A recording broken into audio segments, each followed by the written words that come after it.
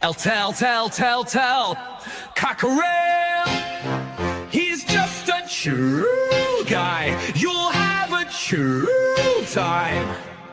Tell, Cockerel. Leave your troubles at the door. You know the game, you know the score. We're here to have fun, so holster that gun and read the writing on the wall.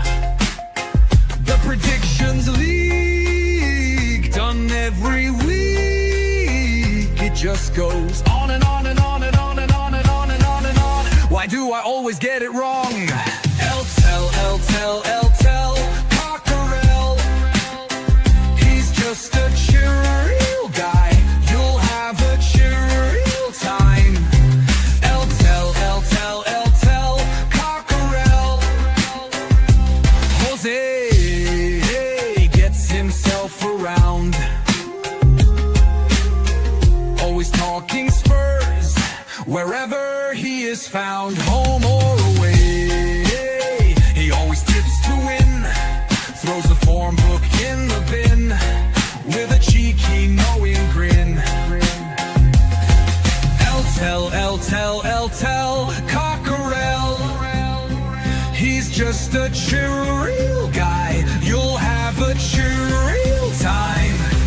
Tell, Cockerel.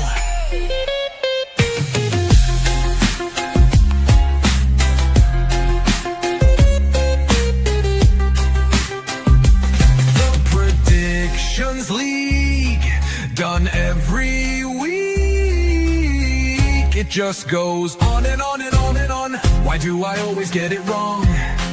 Every time I play along. Tell, Cockerel. The show is so chilled, your time is well filled. If you want good friendly chat, then here's where it's at. Tell, Cockerel.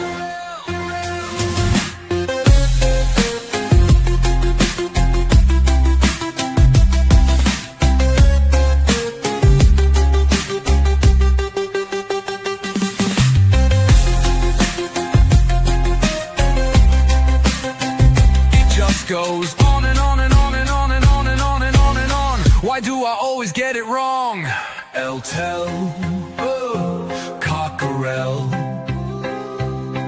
The show is so chill, your time is well filled. If you want good friendly chat, then here's where it's at. Tell, Cockerel.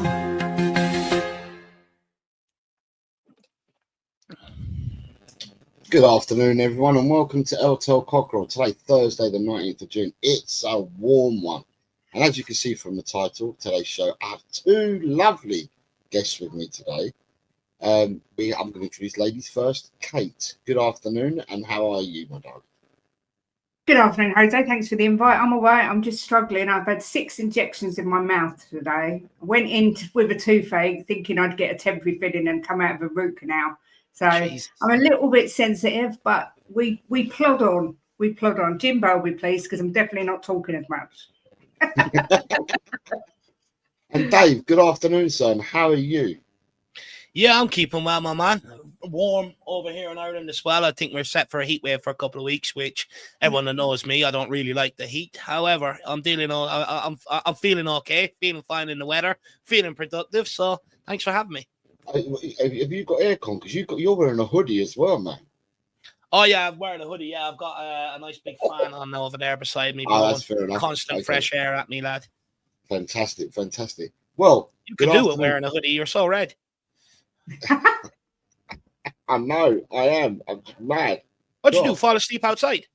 No, my family come over from Spain, and they came to see me yesterday, and we went out to the seafront, and then also in the garden with and it just time just flies when you're talking, and you come in, and all of a sudden you're all like completely like a lobster. I didn't put no cream on or anything, so there we go. But anyway, it'll teach me a lesson. It doesn't hurt though. That's good. Right, with the people, because people have got. I'm being timed by these guests today, so I want to keep it succinct for them. We've got Shentan is here. Says he was preempting, saying hello, Mr. Bossman Jose, Princess Kate, Sir Jimbo, and the amazing Sir Dave. Hope you're all great today. Hopefully get some love from you all, seeing as the dog hates me today because too hot to go for a walk. And that's what we were discussing earlier. It is hot. Daniel is here saying big ups. I say small downs to you, Dan. I hope you're well. Ryan G is here saying good afternoon to Jose K. And Dave smashed the like button, says Ryan. The Wiz is here, says big up to all. And so does Paige is here. She says afternoon, Pete. Good afternoon, Paige. Jessie is here, says afternoon. All good afternoon, Jess. I hope you are well. And you have got the Oracle. Adrian says good afternoon, Jose, David, Kate et al. Right, I'm going to start. Right, the first thing I wanted to ask you guys is 4 things for me that have happened this week, and all within today's Thursday. So these 4 things have happened quite quickly for me. So I just wanted to get your opinions because I've been working, so I've not seen anything at all. I haven't watched anyone because I've been working. So I just wanted to see where you guys were at, and it's the easiest way for me to do it was to have a show and get some people on. So the first thing I wanted to ask, and I'll start with you, Kate, is the Levy and Vinay interview. What are your thoughts around the interview? It was a little bit cringy. You know when you watch something and your toes curl and you think, oh no, this is too much. It was a little bit like that, you know. It was kind of the cheesy crap that we hear from Daniel Levy every now and again, saying, you know, the line of everything this club makes goes into the team sort of rings the loudest in my ears. Look, I said to Jim, if he's a new chairman who walks in the door and you watch that, you go, this guy seems like a really good guy and he seems like he wants the best for the football club. But the proof was going to be in the pudding because we've heard it all before. We've seen it all before. So I hope that he's learned his lessons. You know, I'm always open to someone being able to change their spots. And I'm always going to give someone another chance. I gave Levy a chance when Ange came in and said maybe he's changed. It looks like he is delegating things a little bit more than he was before.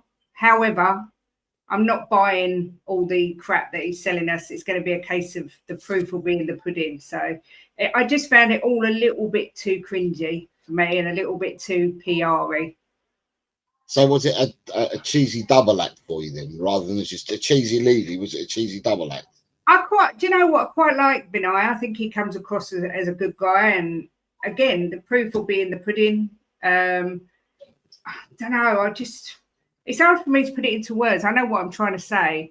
It just feels like they're trying to sell something that I'm not buying. And I don't think many fans will buy it either because we've heard it before. But at the same time, like I said, if you watched it from the outside in, you'd think these guys look like they're going to be really good for the football club. So I'm hoping that is exactly what's going to happen and that Vinay is going to make positive changes, which, to be fair, he already has done since he's been here. Even just little things like the fans getting flags on the seats. He's been a lot to do with that sort of thing and bridging the gap between the fans and the club. But it's just, I kind of feel like it's deja vu. But I'm going to fear the worst and hope for the best, Jose. Dave, what are your thoughts on the Levy Vinay interview? It was pathetic, to be honest. It was like watching a first date. Honestly, it was like watching a first date. I wonder who pulled out whose chair.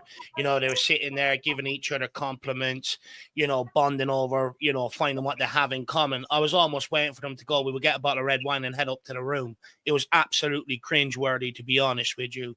I didn't really take much from it, to be quite frank with you.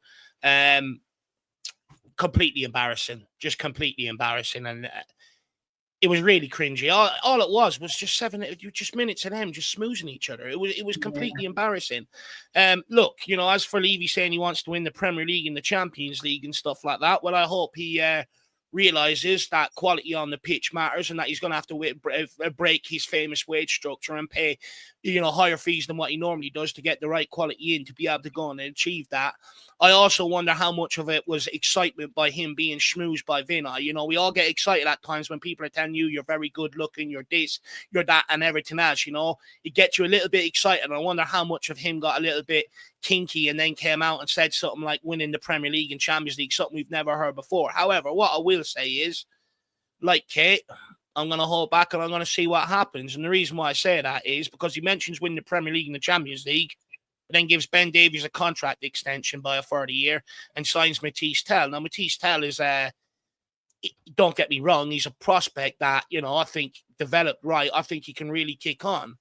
However, he was brought in to solve a problem last year in terms of goals and assists, didn't solve that, and we brought him in again, which, doesn't scream to me that's someone that wants to go and challenge for the Premier League and the Champions League. At the end of the day, Tottenham's biggest problem on the pitch is ready-made to go quality players. It's evident. The whole world can fucking see it. So then, why are we still doing some of the same shit that we've done in the past? However, I'll give him time. I'll give him this window, and I'll judge it off the back of it. If we've had a good window and we've signed players of a certain caliber, I said, you know what, fair enough, maybe things are starting to change. But he says one thing and does another, so I'm going to sit back and wait and see. Look, at the end of the day, I'm a cynical Spurs fan just purely because of all the false stones before. I think some of the stuff that I'm going to bring up today, I think will all be interlinked. I think you've touched on some of it already, but it's all going to be interlinked because, to me, at the end of it, at the end of the four things I'm bringing up, there's one overriding feeling that I've got, with everything that's happened. I was going to go to the fixtures next, but because the fixtures came out in the morning, and then straight after the fixtures came out, they released the Thomas Frank interview. So I'll jump the fixtures for a second, and I'll go to the Frank interview. What did you think of the Frank interview, Kate? To be frank, no, I thought it was good. I think he comes across brilliant. I've always liked him. He's a very personable person. He's very eloquent the way he speaks. I think he's a real people's person, and I like it. But it's like he says, at the minute everything's good, the sun's shining, but we haven't played a game yet. Another one where the proof's going to be in the pudding. I'm excited for this season. I wasn't expecting to be excited, but I am excited for this season. I think players like Tell will benefit from Thomas Frank being in charge, although I'm not going to give my opinion just yet on Tell. But look, he said everything he should say. He said that you can tell he's over the moon to have been appointed, which is a tick straight away. You can tell that he's excited at the prospect of working with a lot of these players. He mentioned Solanke, Bentancur, and someone else who I can't remember. So, you can see, I think Maddison is going to benefit massively from him. I think we're seeing what Maddison can really do. It was exactly what I expected it to be, really. A guy coming in over the moon at the prospect of managing a big club, which we are a big club, and hoping to deliver, saying that he wants to get success. And I said to Jim, when we've appointed Ange, when we appointed Conte, it always felt like this is a short-term appointment. I get the feeling if Frank's a success, this guy will be staying with us for a long, long time. I kind of feel that he's a manager that will be, he was at Brentford for 7 years. I think if he can really kick in and do a good job, that he will be here for a long time, which is quite exciting in itself, because I think the one thing Tottenham Hotspur lack is stability. And that's something that we desperately need. But yeah, like I say, it was a really good, I really like the guy. I think he comes across brilliant. He doesn't look like he's over enamoured with the job. I don't think it's too big for him. It'll just be interesting to see where we go. And he said those words we all want to hear. He wants to play attacking football, which is what everybody wants to watch. So, but we'll see. We'll see what happens. But I like the guy. I wish him nothing but the best. I really hope that it works for him here. Dave, your view on the interview that Frank's done? Look, I think it was a cracking interview, to be honest. Look, not that I was initially against the Frank appointment, but I sort of struggled to see the progression with the Frank appointment when he was first appointed. And I was worried about some of the rhetoric. You know, we were off the back of winning the Europa League, and people are coming, Dave, it's about stability. I'm like, hold on here a minute. You don't win the Europa League and then look for stability. You look to push on and bring more trophies. What I really like about the Thomas Frank interview is he hasn't come in here going, I'm the Messiah. I'm going to do this. I'm going to do that. He's come in and says, we. And he's also included the board and all the structures that are in place around it. He said to the fans, everything needs to be correct in order for this to work, you know, and I think that is a part where fans have maybe neglected in years gone by. You know, anytime I've tried to sit there and highlight it when managers have run into trouble, everything that's not correct around them. Yeah, but it doesn't matter. He's got to make it work. He's got to make it work. Whereas this time around, I think he's literally laid it out on the table. There's only so much I can do. I need the board. I need the fans. I need the players. I need the medical room, everybody. We all need to be on the same page for this to be successful. So I really like that from Thomas Frank.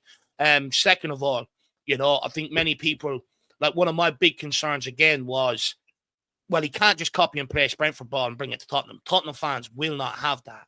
You know, people say, oh, he's attacking. But if there's one stat out there, they, bar Nottingham Forest, they completed the fewest passes in the first half of games in the Premier League last season. That won't fly with Tottenham fans, especially at home. We know that with Jose, Conte, and Nuno and the way they approach the game. When in that interview, he spoke about coming here, playing attacking football. So he understands that he is going to have to adapt his ways a little bit, you know, to bring that attacking game. But hopefully he can still bring the defensive structure he brought to Brentford, which is the defensive set pieces. They only conceded 2 all last season. They also maximized their output from offensive set pieces, but then also that defensive structure that he had in place with the CDM, Norgard in front of the back line and stuff like that. You bring that defensive structure along with an attacking brand of football, you will go a long way to appeasing a lot of fans. I also think, what else was it he said? He mentioned some of the players. You know, he's really excited by a lot of the talent. Now, it's the one he didn't mention that makes me think it's coming to an end. He didn't mention Son. Now, for me, the fact he didn't mention Son, I think it's been made very clear to him that maybe Son is looking to depart and could be out the door this summer after the tour of Korea. But in general, I think a very, very good interview. And I think he's alleviated a lot of my concerns around the appointment. And lastly, you know, the class of him, because I think we got into a bit here at Tottenham where people started disrespecting Ange. You know, it's like this guy brought a Europa League trophy to the club, where most of you guys didn't think he would be able to deliver. And most of us were all screaming about trophies for years. This guy delivered, whether you like the guy or not. Show a bit of respect, you know, and I think Thomas Frank has maybe shown Spurs fans, look, it's okay to maybe say he wasn't the right guy. It's also okay to show a bit of respect and say thank you for the trophy that he's brought. And the last thing I also love, he didn't come in here and set your fire alarms off and panic around, you know, like Ange, Jose, and Conte did to a degree. Because when they all came in, it was change. Everything they were speaking about, got to change this, change that, change this, change that. Whereas Thomas Frank has come in and said, look, this is what we've got here, and we're going to build off that and move forward with what we've got. It's, you know, it just gives that sort of calming influence to the whole thing. He's not sitting here going, we need to change this. And to be fair, maybe Ange Postecoglou has done, you know, helped Thomas Frank to a large degree by delivering that trophy, which means fans will be a little bit more patient now. And that, you know, Thomas Frank isn't having to come in here and end that drought. He's literally coming in here to try and build on. And he ended off the interview by basically saying, you know, it's about now building off the success of the Europa League trophy and bringing sustained success. And I absolutely love that, which shows me that's the aim of this project, and that's what he's here to do, which I think might actually catch many off guard, especially those who are coming into me preaching stability. Well, how well do you know Thomas Frank? You know, because he's not coming in here preaching stability. He's coming in here saying, I want to win games, I want to win trophies, I'm going to play attacking football. I love it. And I was initially very cautious with the Frank interview, but he's really won me around. I remember, Dave, when I came onto your show straight after he was appointed, and I sort of said, I'm not sure this moves the needle. It kind of feels like a sideways step. But I was really impressed with his interview, and he's definitely got a footballing brain. And I just think it's quite exciting to see what he can do. But the fact, like you say, that he didn't mention Sonny says to me that he ain't going to be there. Is there anything, because you're both saying it, is there anything wrong with that with Sonny not being here?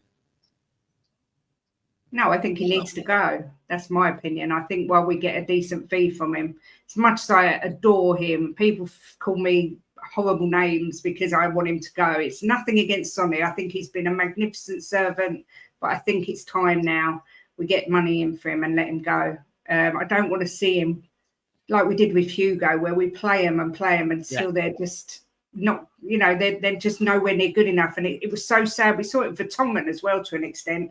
I just think it's time Sonny to go out on a high. We've just won a trophy. But that's just my opinion. No, I sort of agree with you on that one, Kate. Look, when I look at Sonny, I think last season, what was it, 11 goals, 11 assists across the campaign? That's not a bad output for an average winger in the Premier League. And I think a lot of the maybe anger towards Son was actually more based off what he's produced in years gone by and him falling below that standards, which not falling below them standards because the talent is gone. It's just age. Age catches up on you. He's 33, he's 32, he's going to be 33 before the season kicks off. And I think there comes a point where Tottenham have to recoup some of the money that they've put into him in years gone by with the wages and the food and that, and the coaching staff and everything else. They have to recoup some of that money. And I think it's time. I think Son can leave with his health held high. He stayed here when everyone else bailed. He delivered. He stayed here because he wanted to deliver a trophy to the Spurs fans. He's done that. Now he can leave with everybody's blessing, if that's what he wants to do. Equally, if he wants to stay, I'd have no problem staying. He's earned the right to do what he wants to do. He didn't bail. He delivered for us fans at the end of the day. But, I do think it's come to a point, I went early on this I think it was last November, or was it maybe a little bit later, that maybe last December, when Spurs let Sonny go into the January transfer window, being able to speak to other clubs. Now, back then, Son could have signed on with other clubs and didn't. Tottenham only offered him a contract extension rather than a new contract, and he signed. Fair play to the guy. But I think he was a little bit butthurt around it as well, to be honest with you. The fact that he probably thought he was going to get a new contract and he didn't. And I think that was Tottenham maybe saying, look, we'll see how Son ends this campaign.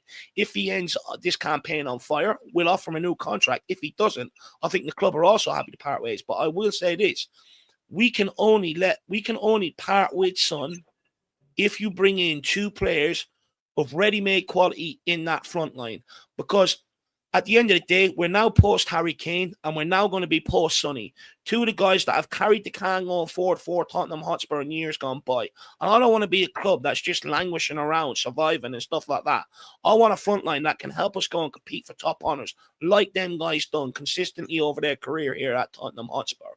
Because if you don't do that, all of a sudden you're left with a couple of senior players that are nowhere near that level in the front line, and then a lot of young players that need to be developed. And Thomas Frank needs ready-to-make goal players in this Tottenham team to be able to match the ambitions, because Levy has put further pressure on Frank by saying now the ambition is the Champions League and the Premier League. Because before, back after the fan forum interview, he'd done an interview with someone else and he asked him about winning. And he sort of just said, look, play entertaining football and try and win games. He's never ever put any definitive outcome on it. Now he has. So that is the standard that Frank is going to be held to. So now he's not going to be able to reach that standard by developing players as the season goes on, because developing players cost you points. We've seen that last season, so we have to bring ready-made players too that can pick up that slack so that we can let him move on.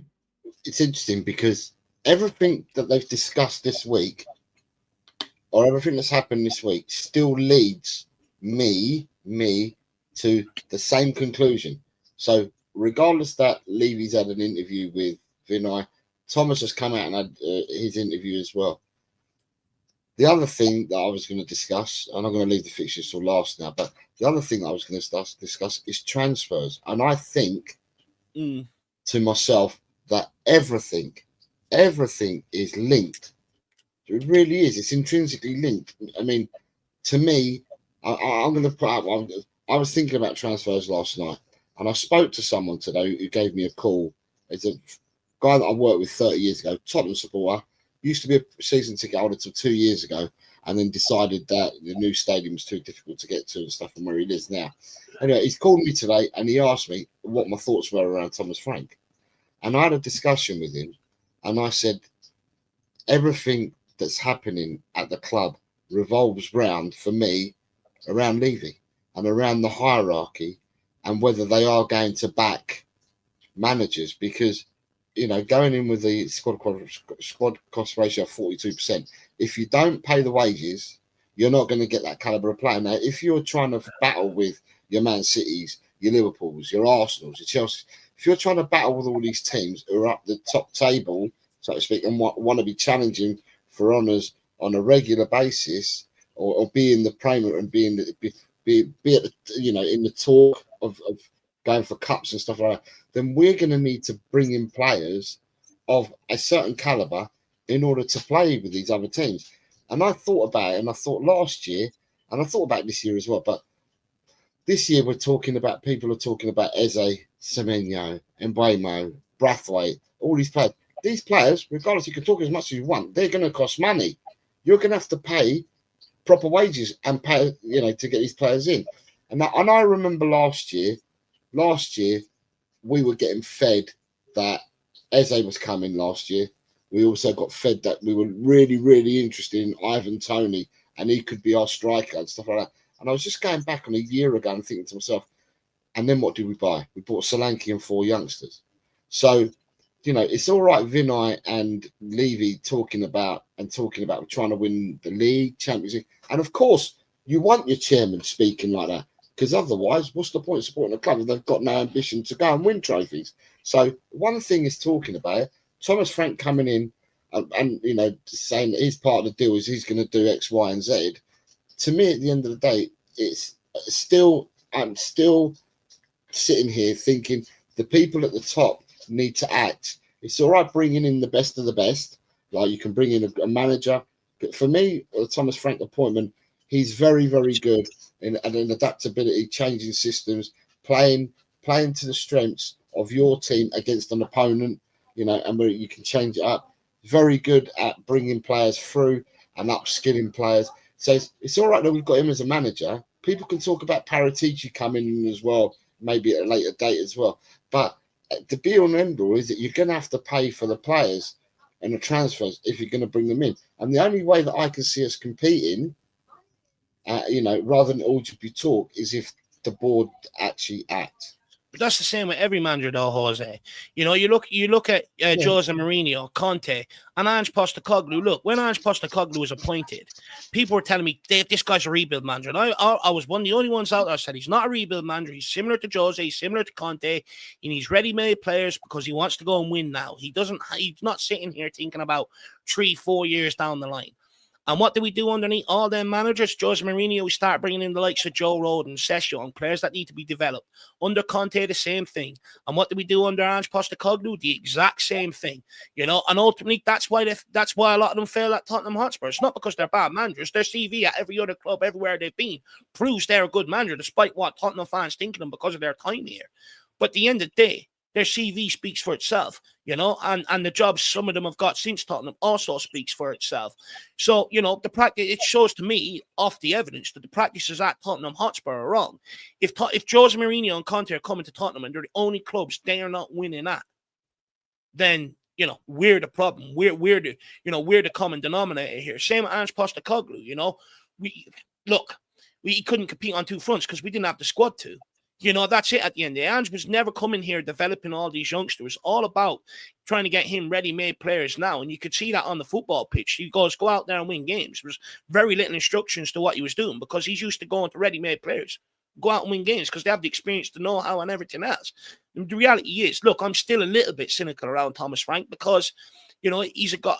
I think they look at what he's done at Brentford, right? How many Spurs fans have called for Tottenham to sign Wissa and Mbeumo, Tony, which highlights how crap our front line has been since we decimated it. That people are calling for them players to come in here. And I think Tottenham look at what he's done there and goes, brilliant. He's developed all the players that they brought in, and we want him to do that here at Tottenham Hotspur, and that they're not going to go out and get these big name players that we're rumoured with. How many times have we been here last summer? We're linked with Eze. We're linked. Braithwaite's always been linked to Tottenham. It never, ever materialises. And we end up bringing in youngsters or players that people are going to have to Google and stuff like that. And because the way I look at it, right, we've seen structural changes at the top before. We've seen people put in place to go and get the naming rights done so that we can get some money to go and buy big. Never materialized. And at the end of the day, they sit there and say they want to win a Premier League and a Champions League, and they go and re-sign Tell, who didn't solve a problem last season, and they re-sign Davies to another year contract extension. Now, if they had ambitions to go and win a Premier League and a Champions League, you don't sign the two of them. You free them spots up, and you go and bring in two players of caliber nice and early. That way, you up your season ticket sales quickly, up your jersey sales quickly, and everything else, because there's an appetite around the club, because there's certain signings that you look and you go, fuck me, they're serious. Like Declan Rice when he went to Arsenal. People go, whoa, hold on, they're doing something different here. Until I see that at Tottenham, I'm always going to be cynical, always. I'm sorry. But at the end of the day, Tottenham employ, you look at Daniel Levy's tenureship at Tottenham and the amount of managers he's employed, the average tenure is 18 months to 2 years of a manager, which shows to me he thinks he can give substandard squads and go to the manager. You're going to make up that 70% quality difference between us and the teams we're trying to challenge. And almost to the point where fans started to adopt that mentality. Well, Levy's not going anywhere. This is just the way we have to do it. They have to make it work. And, that can't keep happening. There has to be a recognition. You want a manager to go and compete and win trophies consistently, or at least compete for trophies consistently, you've also got to give them a squad to go and do it. Yeah. Yeah, I agree. I was going to say, it's not a lot you can say today. It's spot on. And it's something we say season in, season out, season in, season out. It's always the same. We need some quality, experienced players to walk into that team. We don't want to just have the likes of Tell, who are, I think this kid has got some potential there, but if he was that good, Bayern Munich wouldn't have let him go. We need, I was so excited when we was linked with Mbeumo, although I didn't think we'd get him. I thought he'd made his mind up to go to United, but rumours today are suggesting otherwise now, that apparently, there's still options for other clubs to go. I don't know how true they are. Yeah. I mean, if it's not Mbeumo, I like Semenyo. There's some, good players. I don't know why Tottenham don't go all out and go for a Gyökeres, Arsenal weren't touching him at one point. No one was really sniffing around him apart from Man United. Tottenham could have gone in. We've got Champions League. We're appealing. People say we've got no pull. We have got pull. We are a big club, whether people like it or not. We are still a big club. He goes out and gets a Gyökeres, the fan base all go, whoa, Levy's changed. This is serious. But it just doesn't happen. But there's a long way to go. We sound like say this every year. We never know. He might make us go, wow, but we'll see. My only hope is that Daniel Levy's come out and said confidently we want to challenge for the Premier League and the Europa League is because there is investment coming and they know it's coming. That's my only hope, that he's come out and said that, because he knows there's going to be the financial backing now to push on, get these players and really try and go and compete. That's my only hope. Yeah. But like I said, I'm going to sit back and I'm going to wait for the transfer window to happen, and then I'll make my judgment based off that. I'm not going to be over cynical yet because there's still a few months left. Yeah, a few people are having meltdowns about Tell, and I said I'm not saying anything yet because there's so much left. If it's just Tell that we bring in, then I'm going to be pissed off. But it's early days. There's still time. So we'll see. Yes, to me, it's quite weird because today's the 19th of June, and I thought that some of the clubs that are really sailing close to the wind, and we were led to believe, or people are led to believe, that Aston Villa are one of them at the moment. I would have thought there might have been, doesn't mean it has to be Tottenham, but you might have had an opportunistic shot signing made because they've got to balance their books before the 30th, and that's only in 11 days' time. But it's really, really quiet out there, and nobody's saying much at all. So, let me just, I've ignored, I just ignored the chat. Say hello. Jun's here. Hello, Jun. I hope you're well.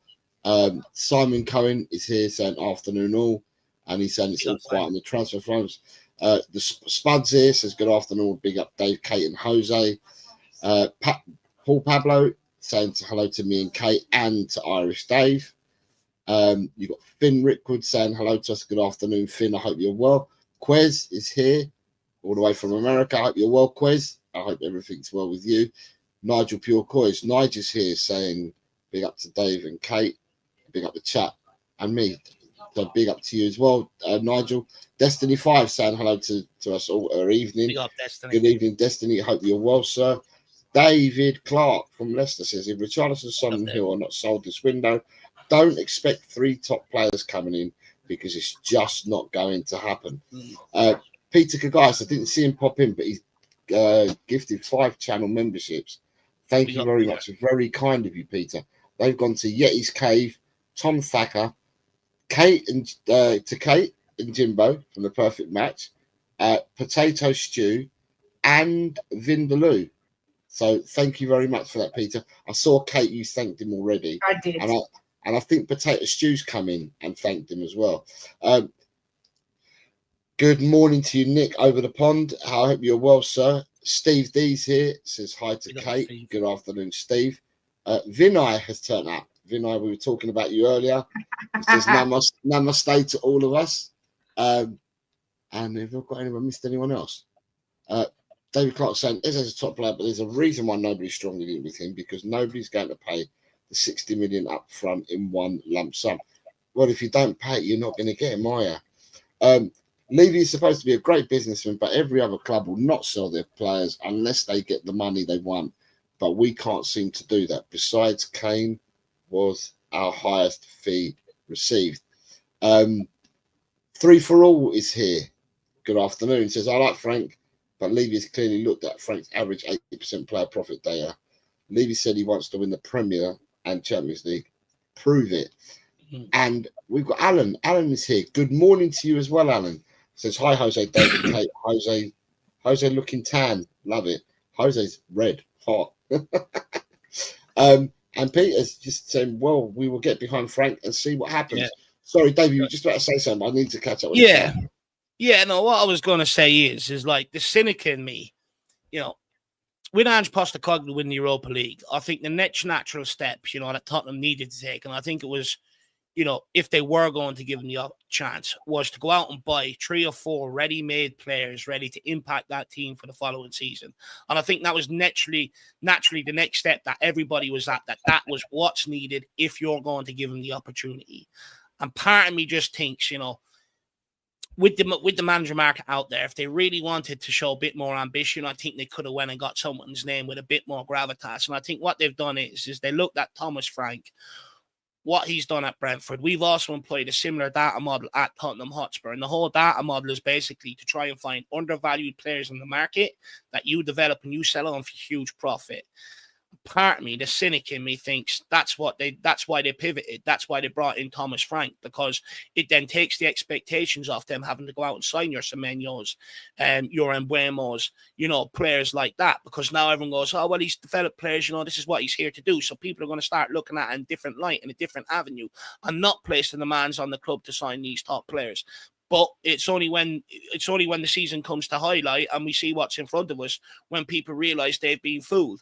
That's the cynic in me. Like I said, I'm still going to give them time, but I don't think you can take I can tick off that concern yet, because at the end of the day, you know, they then follow up by giving Davies another year, bringing in Matisse Tell. They haven't changed their ways. We were sitting here in a transfer window when everyone else was operating, signing some of the best talents around. We were sitting there making a managerial change. And conveniently, it was only confirmed he was hired after the window closed. No one was sitting there going, why aren't we signing players? Because we were all caught up in the managerial change. We all wanted to know who the next manager was. Now we're sitting here going, what are we going to sign? A lot of players that we could have signed, Cunha's, the Laps, players that would have walked in here, improved our first 11 straight away. They're gone. You know, look at the players that Man City have signed and stuff like that. And I know people go, well, there's an urge to have a Club World Championship coming up. Exactly, and they were prepared and they got the business done early. We won a Europa League. They could have signed the marquee signing within that and gone, boom, there you are, whet people's appetites, and then take their time to get the rest of the business done. And we've pissed about. We've already wasted a bit in the window. Guarantee you no one else walks in here until Paratici's announced, until his ban is up from FIFA, which buys them another month. All of a sudden, you're straight into pre-season. You're in the same situation we were last season. Players coming in just before the start of the season. And not necessarily maybe the desired quality we need. And then it'd be like, oh, but we've missed the boat. Yeah, we missed the boat because we're pissing around changing managers. I'm not being funny. If they knew they're sacking Ange a long time ago, you cut that so quickly after the parade. And then you bring in Thomas Frank and you go, right, we're getting active in this window. Pisses me off. And it's just the delays of everything. I still have my question marks around what this club are doing right now. Hmm. And I think we all do. Everyone has question marks. I mean, as I said, to me, it's all nice to have the interview, and that's why I wanted someone else's thoughts, because I'm not spoken to people about it. You know, you have an interview with Vinay and Levy, then you've got the interview with Thomas Frank. Fixtures came out yesterday, transfer rumours, and it just got me thinking. And I think to myself, you know, at the end of the day, everything's interlinked, and it goes back to, I mean, for transfers now, it's interesting because we played Newcastle on Sunday, the 3rd of August. Now, that to me, I think is 2 weeks before the Premiership kicks off. So, if Sonny apparently contractually has to play for us that day, because it's all that this has already been decided that we were going out there. So contractually, he has to be at Tottenham. But there are people that are saying, the rumours are that Tottenham will be prepared to let him go after that day. But that only gives you a month in the transfer window or 2 weeks till the league starts. You know, so out of all the players that, I mean, you said, Dave, we need 2 players, but if you're No, we going to need let more. Son I'm go, just being kind. yeah, if we let Son go, you said we need 2 players. But what I'll say to you guys then on the transfer front, do you see what I said to my mate today on the phone? I did say to him that Tottenham have been very good in the last 3 or so years where information doesn't come out from Tottenham. You don't get to hear nothing. So people go out there and they say we're linked to X, Y, Z, and whatever, and then we go out and buy players that we, you know, have not been brought to the table. Now we've heard names already. Can you see in any way, shape, or form, Kate? Can you see any of these players that we're currently being linked with, and often, can you see any of them coming to Tottenham? I'd like to think so. I'd like to think that we'd get an Embuemo, a Semenyo, maybe even a Kudos coming in. But it's the same thing. We need to get our business done early. We did it was it last season or the season before? The season before that. Yeah. Season before. It's so important to get it done early, and there's no reason why you can't get it done early. We've seen, like Dave said, Man City is signing player after player, and good players as well. Man United signing Cunha. I mean, a lot of people were saying they're struggling, but I've read an article that said we're 3rd best in the PSR and they're 4th best according to the article that I read. I don't know how true it is, but we can offer Champions League. That was one of the big things about winning the Europa League, that we can offer Champions League football. There's no reason why we can't get an Embuemo in, someone like that. Because, I mean, I think Man United are offering 2 to 250 a week wages. So it's not out of the realms of possibility that Tottenham can match that. I think the wage structure at Tottenham needs to be looked at, because that's something that constantly holds us back. But I would like to think we will get a good one of those, like I say, an Embuemo, Semenyo type signing this window. We need to, otherwise Levy, I mean, if he doesn't bring in a good name this window, he might as well just admit that he lied through that whole interview by saying, you know, because we're never going to compete if we keep buying kids that no one's heard of. We need to buy some quality players that walk into this team and make us better. Again, the cynic in me thinks it won't happen until Son's gone. He's on 200k a week. You know, Daniel Levy ain't going to pay him 200k a week, and someone has 200k a week over pre-season, is he? So what he'll do is he'll wait to get a deal done for Son, and then he'll go and bring in a player like a Solanke-esque sort of player, like just before the season starts. That's the cynic in me. That's exactly what happened last season. We're all sitting there looking at the transfer window, going, where are the signings? Brings in Solanke, hoping people then buy extra season tickets, get the jerseys quickly, get his name on the back, and then get geared up for a new season. And look how much of a disaster it was. I sat there all last summer and said, this transfer window is a disaster. The Ange Postecoglou crowd turned on me. Dave, just be happy. It's what Ange wants. I'm sitting there. It's not what Ange wants. I'm telling you, it's not what he needs as well. You know, I can't get behind this window. I like Ange, but I can't get behind this window. And how badly was I proven right? Look how much of a disaster it was across most competitions last season. You know, we had a good cup run in Europa League, massive respect, decent cup run in the League Cup, but the Premier League was an absolute disaster because we didn't sign the players. Last summer, we needed to sign. At the end of last season, we finished 5th, or the season before that, we finished 5th. Every Spurs fan said going into that window, we need to sign 4 or 5 quality first-team players, and that way we can go and compete. What do we go and do? When and sign fucking teenagers. And then when they realised, oh, hang on, maybe we are in a bit of trouble here, we'll bring in Solanke. And it was just not enough. And if they don't learn their lessons from last summer, Also, last January as well, let's not forget, so many injuries. We knew we needed someone of quality to walk into the front line because Ange tries to play attacking football. They went and brought Matisse Tell, a guy who sits on the bench at Bayern Munich that still needs to be developed. You know, they knew we needed a goalkeeper because Fraser Forrester was past it. They should have realised that in the summer. They didn't. They went and brought in Kinski. And look, Kinski started off great in his debut, but he cost us against Aston Villa. He was shit in the North London Derby, shit in the second leg away at Anfield. You know what I mean? He cost us games. Again, didn't do anywhere near enough to stretch to help the guy. Got to do it under Thomas Frank. If you don't, after coming out and saying you want to win the Premier League and Champions League, that's the standard that's going to be held on Frank. If you don't sign them players, you're setting the guy up for failure. This squad is not as good as some people think it is. Evidence is there. It was tested. The squad last year was tested more than I've ever seen any squad at Tottenham Hotspur tested in my life, to the point we even dipped into the academy, right? I've never seen that at Tottenham Hotspur in my life. And the evidence across all competitions wasn't good. This squad, if it competes in just one competition, would probably be able to compete up near around top 5, top 6.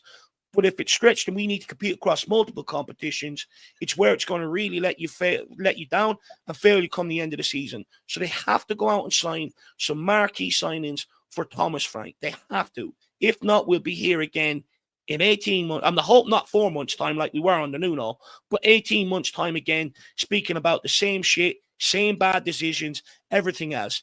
If you've gone as far as stretching your budget to bring in Thomas Frank and his coaching staff, which, by the way, is a great move. They needed to bring in his coaching staff rather than him sitting there coaching the coaches and then overseeing to make sure they're getting across everything he needs. He can just go, guys, you know what we've done at Brentford. You know how way it works. Get to work. Off you go, which helps him massively. But if you're going to stretch the budget to get Thomas Frank out of Brentford and his coaching staff, you stretch the budget to deliver and fix the holes in this squad. And I'm not talking about, 1 or 2 signings. We need 2 players in the front line, 2 attacking players. We need 1 CDM, and we need another one that can play in fullback. And you go and address them as best as you can if you want to help Thomas Frank. If not, we are just going to act like Brighton and Brentford, where we've brought this guy in. We're trying to match it up with our data model, and we're just going to look for him to develop. And you know what the club are going to do? The time's going to come around where these players get developed. They'd start thinking about trophies. They want out, and the fans will go off. They don't want to be here. Sell them. And then we'll be sitting here trophyless again. Why they picked them up. So if they want to change the culture, change your practices and help fucking Frank. Yeah.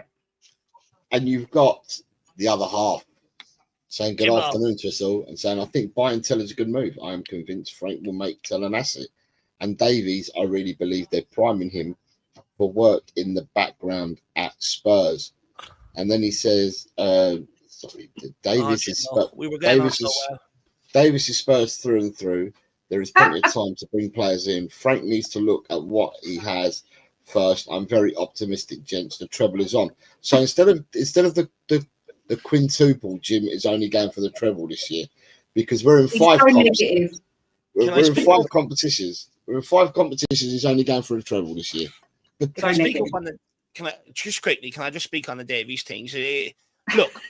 Again, I'm seeing a worrying trend here. We're letting Son go. Apparently, Romero could be on his way out the door. And there's conversations around Vicario potentially leaving. Actual leaders who actually contribute on the football pitch.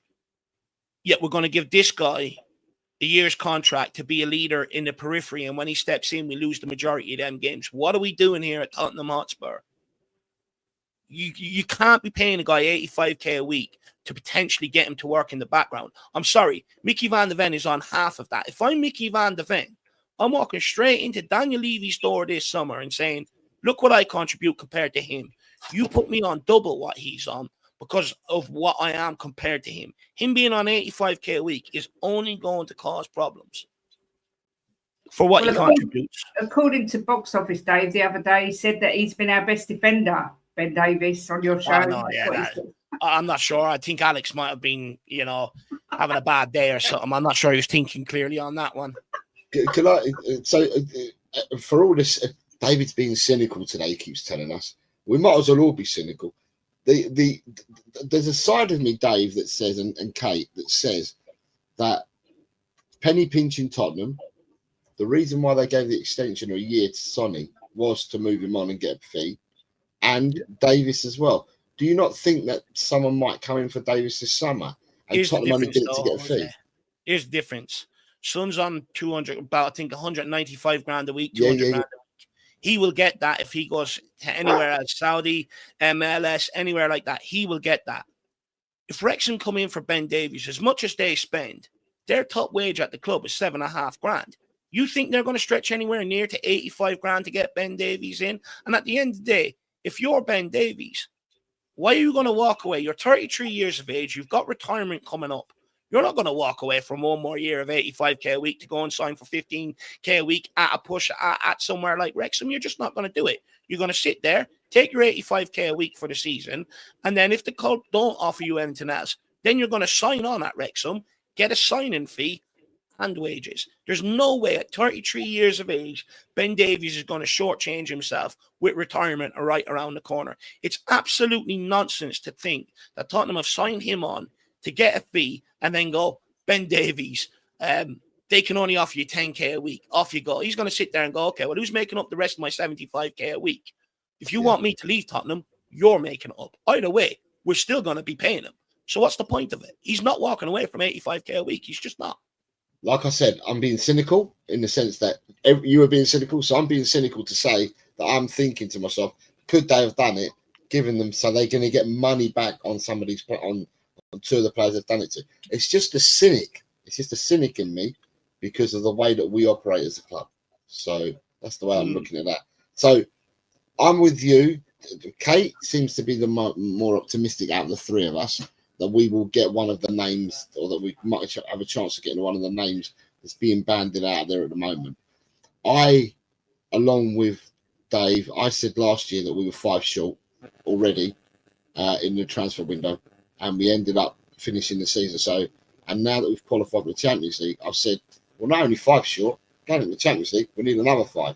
So I think we need more than, than what you say. But to me, if we signed Eze, Semenyo, Mbeumo, Brathwaite, and I don't know, I'm just going to say Paulinho, that to me would be intent. That's window. That's intent. That's strengthening. That means that you're putting your money where your mouth is. You're saying, yeah, we want to chase league. We want to chase trophies. That to me smacks of, okay, we could be serious here. Yeah. But again, I keep falling behind, thinking to myself, everything is interlinked, and I'm not sure that we're going to grab any of the players that we are being linked with at the moment, because I just think that it's these people from the in the nose going out with their AK-47s, spraying bullets, hoping that one hits and name lands that they're going for. And then the last thing I wanted to ask you guys was about the fixture list that came out yesterday. I've got it here. Yeah. Right. Kate, fixtures. What did you think when you saw the fixtures yesterday?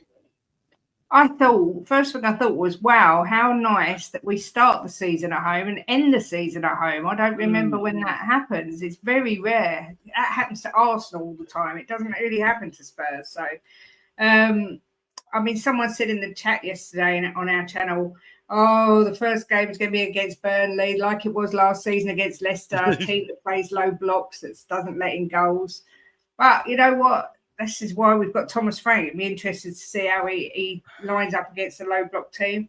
But do you know what? I think November's a little bit of a scary month. December's always a busy month. But yeah, I'm excited. I really am excited for this season.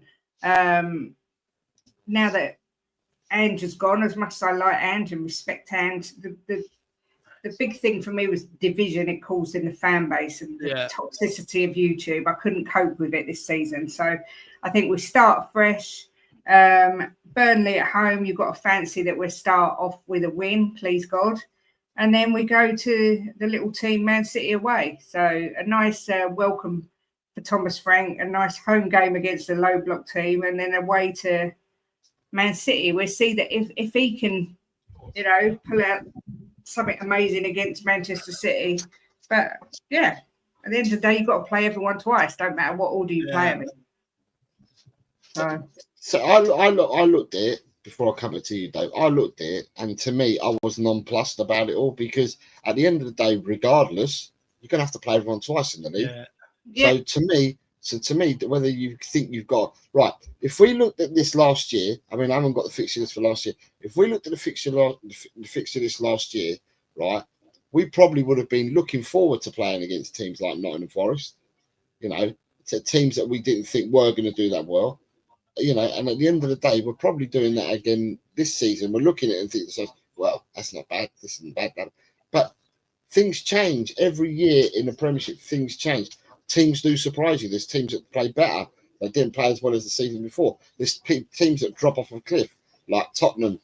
If you looked at other teams last year, when they saw the fixture list, when they were going to go and play Tottenham at the start of the season, I bet they weren't looking forward to it.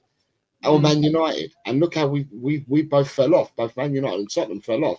So at the end of the day, me being honest, I'm nonplussed about the fixture list. I wanted to see what your thoughts were, you guys. I'm nonplussed. What about you, Dave? Yeah, I understand what you're saying, you know, that you have to play each team twice at the end there, but I do think the fixtures can be kind to you in terms of, like, for instance, right, the first season under Ange Postecoglou, I think we finished with Arsenal, Newcastle, Man City, Liverpool, Chelsea, and someone else. And then it painted the narrative and the hangover heading into the following season. Yeah. You know, so there is a way where, you know, I get you play each team twice, but if you're playing all them big teams back to back to back to back, it can change the outcome of your season, change the narrative around your manager, absolutely everything else. But in general, I look at that fixture list. If we actually go and have a good summer, up until November, Thomas Frank has a good chance to get off to a really, really good start. You know, I look at the Burnley one. First day, Premier League against newly promoted team. They're at it. They're energetic. They're buzzing. It can be a dangerous one. But likewise, Man City second game, playing the Club World Championship, you'd like to think they're going to have a bit more of the late summer, you know, than pre-season. So how fit are they really going to be at the start of this Premier League campaign to a large degree? So I think they're there for the taking. So up until November, I actually think there's a really good chance for Frank to get off to a really good start and have us up around the top of the table. But traditionally, November is where the problems start happening. It was the same under Jose. It was the same under Conte. Injuries start happening. We don't really have the squad to be able to compete with the fixtures that are coming in thick and fast. So for me, what I do hold hope with is with Thomas Frank, there's a lot more defensive. If he can bring that defensive structure, that defensive solidity, it gives us a chance over that period to pick up points or at least maintain some sort of standard. And then coming out of that, again, March, April, May, I think there's a really good chance for us to have a really good ending to the season. So if we can pick up the bulk of our points over them 2 periods, we should be able to get at least fighting up in and around the Champions League spot. If we can get off to a great start under Frank and then pick it up, then come again March, April, May, there's no reason why we shouldn't be up at the top half of the table if we have a good summer transfer window. Where the sticky part comes in is when you start adding the Champions League fixtures in, you know, the back end, you know, October, November, December, January. Cup fixtures, Carabao Cup fixtures, FA Cup fixtures. That's where your problems start coming in. So that's why they have to. I would hope if we can sit here and fans and see the fixture congestion. Look at the amount of games we're playing just in December and January alone. Yeah. That's not including Champions League and Carabao Cup fixtures, by the way. You know, so there's going to be a couple more added in there as well. So the club have to plan for that. Realize, okay, some players might not see minutes until October, November. But there's a use for them, and that's why they have to go out and have a good window, bring in quality so we can sustain that. Because usually when we hit them problems is when the results start dipping, and then the managers will start questioned. But there's a real good opportunity there from the start and the end of the season for Thomas Frank to do a really good job here next season. So for December and January, we know already that fixtures, when you have pile-ups and stuff like that, fixtures do get rearranged and stuff like that. So I don't know whether we're going to have these 11 fixtures in December, January. You know, whether things will change. But the only thing that struck to me when I saw the fixtures yesterday is we played Brentford twice in December. That's the only thing that stuck out to me. I was just going to say there about the fixtures. You know, I think every other teams get theirs moved. Do you not remember under Jose, we end up playing a League Cup game, a European game, and a league game all within 1 week because they wouldn't move the cup fixture. Yeah. You know, with Europe, with the under Jose or under Conte, or was it Nuno? I think it was Conte or Nuno. We still had one group game of the Europa Conference League to play. If we won that, we could have got out. They wouldn't let us move a fixture to play it. You know, so every other club gets to move their fixtures. They will make us fulfill that as best as they can. Yeah. So there's an agenda against Tottenham then? I've always said there has, but you know my Yeah. point of view on it. I Yeah. think the media hates us. You don't really get many Spurs pundits either. So everyone that's having an opinion on Tottenham are of the era where it's only Tottenham lads. You know, likes your Carragers, your Nevilles, your Keanes, and people like that. You know, they hate us. They hate us. You Yeah. go back to Lasagna Gate. If that was Man United, Liverpool, Arsenal, Chelsea, they would have let them play that fixture on a Sunday. Spurs asked, no, we want to finish it all off today. Cost us Champions League. Yep. Yeah. There's history of it, Jose. Yeah, there certainly is. There's evidence to support my agenda. I never said you had an agenda. I said they've got an agenda. Who you got? Wayne Bonner. Good afternoon, Wayne's came in and says, I'll play football for 7K for a week. Just let me strap my knees up. Would you drop down from 85K a week for 7K a week, though, Jose? Or Wayno? Different question, my man. He just wants a 7K a week. Jim's saying it's a nice start. It's nice to start at home and finish at home in a season. And you've got Nita. Nita popped in and she said hello as well. She said she's coming. Good afternoon, Nita. I hope you and the family are well. And she's asked a question. And we're going to finish off on this question because I said I'll keep it to an hour. And we're on an hour now. She says, question, as it stands right now, do we have a 25-man squad? The simple answer is yes, we do. We have an over 25-man squad because all the players that were out on loan have all returned as well. So therefore, our squad would be greater than 25 and needs trimming. Would that be fair? Yeah. Yeah. Yeah. I'm going to go to you, Kate. I'm going to thank you both for coming on. Kate, shows coming up. When are you next on? I've put both of your links in the title. But when are you next on? What's coming up on Kate and Jimbo? We're next on, I think, Wednesday because it's our second birthday of the channel. I can't believe it's been 2 years already. So Wednesday we're on. I'm still waiting to pin. Mickey's going to come on. Mickey Hazard's going to give us his end of season review. He's going to give us his view on the final. He obviously drove over there with his grandsons to Bilbao. He was there when they did the parade. He's got some wonderful pictures of him with Ange. I want to get all his thoughts. I'm just pinning him down. He did say it should be over the next couple of weeks, so we will be getting Mickey on. But yeah, we're not streaming as much because I don't like doing content for content's sake. And if we did a stream every time we're linked to someone, I'd never get a minute's peace. So, but we're definitely 100% back on Wednesday, if not before. So, but thanks for having me on, Jose, as always. No, thank you for coming on. You've got Yeti's Cave. He's coming, says big up. But a bit late, but big up. So Yeti's a Forest boy. Afternoon, Yeti. I hope you're well. And you've got Tony from West Ham saying afternoon, Jose. Good afternoon, Tony. I hope you're well. Mr. Dave, what have you got coming up on your fabulous channel? Because you've got loads of stuff like happening with yours. Tell the people where you are and what you do. Yeah, like we're going to do all of our end of season stuff now, so I get that out of the way now that we've been away, you know, enjoyed our Europa League success and stuff like that. Like Kate, I really struggle just to do a stream for every single rumor that's out there. I just can't keep up. If I did, I would never have any time to relax. And to be honest with you, after last season, being at this a few years now, I'm sort of at the point where I do just want to sort of kick back this summer and have a little bit of a chill out so I can come back to, you know, the season with good energy and stuff like that. But look, we will do, you know, a couple of live streams every week, you know, stuff like that. So stay tuned, you know, any big stuff that happens at Tottenham, you will see my face. Is that a warning?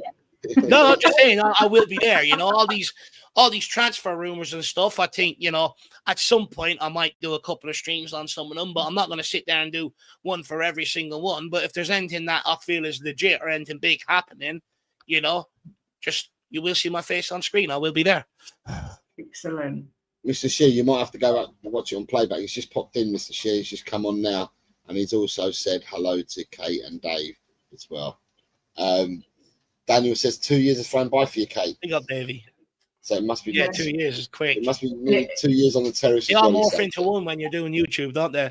It does. It does. It's flown by. I can't quite believe it, but there you go.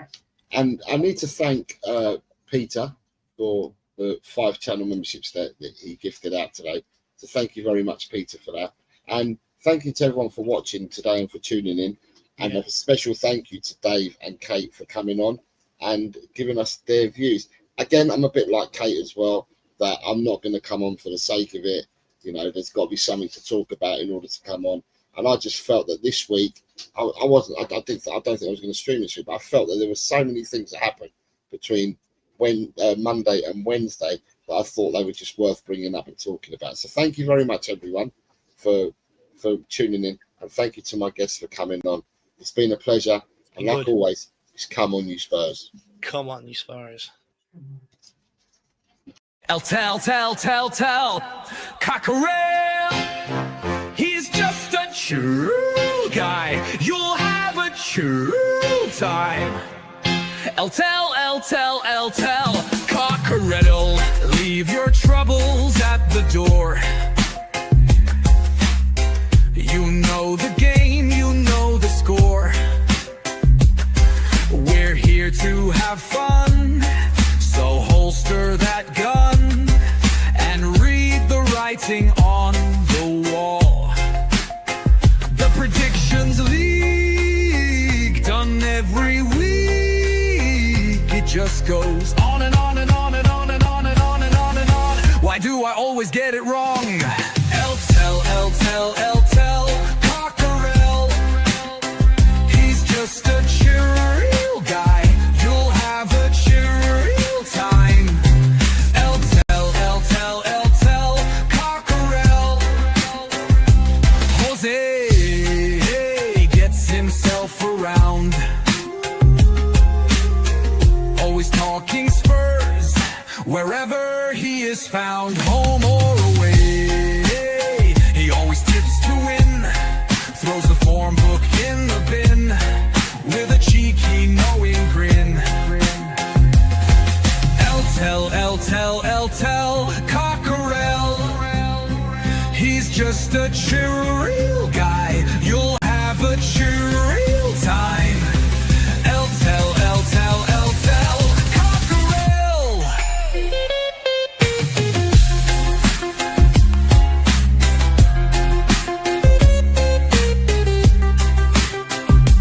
The Predictions League, done every week. It just goes on and on and on and on. Why do I always get it wrong? Every time I play along. Tell, Cockerel, the show is so chilled. Your time is well filled. If you want good friendly chat, then here's where it's at. Tell, Cockerel.